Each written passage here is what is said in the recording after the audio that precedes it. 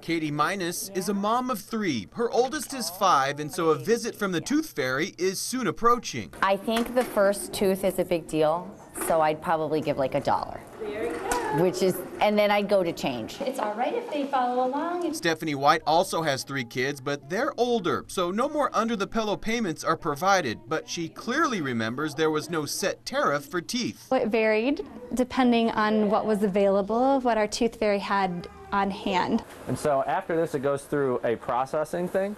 An assembly line of young Spartans sort, separate, and help fuse together a special mission for MSU's land-grant goods. Grow organic herbs that are all locally sourced, ethically created, and turn them into 4 unique herbal tea blends. Alex Marks said the idea started in 2014. He and a handful of students, all living at MSU's Bailey Hall and studying environmental studies, started growing herbs just for fun. And no, not that herb, legal ones like peppermint, lavender, and spearmint. Well, this is all lemongrass. Abdullah Mohammed, another founding member, says the idea then blossomed into a small business, backed by numerous university leaders.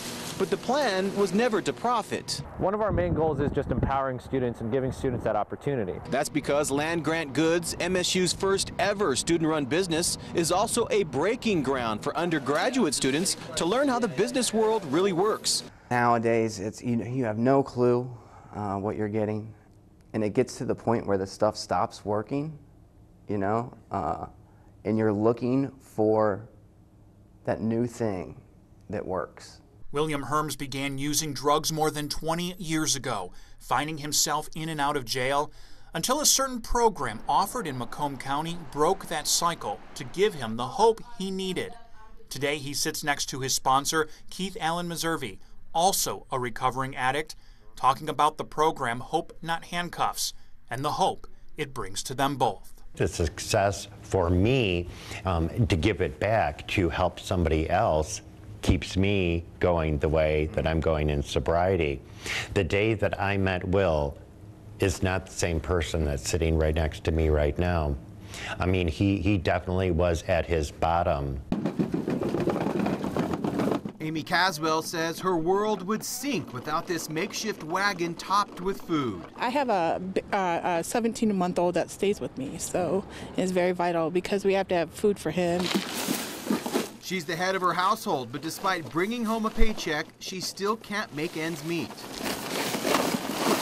I do work, but my job isn't enough to get food for 6 people. It's a story of need that is shared among many in this packed pantry, and a situation Sharon Miller says is skyrocketing. It's terrible out there. It's not getting any better. For 19 years, Miller has provided meals for people in need at the Our Savior Food Pantry, but says it's never been greater than right now. In fact, officials at the Greater Lansing Food Bank expect more than 100,000 people will receive help this year in mid-Michigan, totaling close to 7 million meals. With a light spring rain falling in the Miller's backyard, a small oak tree is the centerpiece of a freshly made memorial garden, honoring their son, a popular Southeast Michigan musician,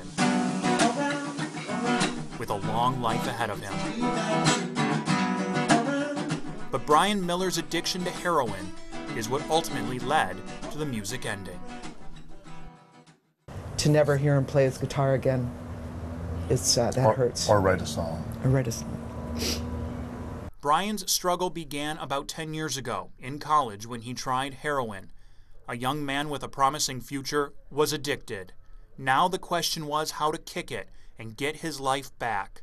A phone call Brian's mom, Jean, was not expecting. If you're driving, pull over, I've got to tell you something. And he told me that he had a problem with heroin. I said to him, are you telling me you're a heroin addict? And he said, no, I have a problem, but I'm going to be fine, Mom.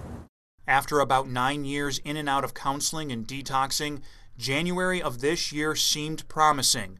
Brian was clean and even went to Florida in March to enjoy family time with his mom, dad, and 2 brothers who were his best friends. Jean and Dave extended their trip a few days after the boys had left. It was the drive home, stuck in a traffic jam in Atlanta, when they got the call that Brian had succumbed to heroin. I look back on it, and I drove the whole way, and I don't remember a lot of the trip.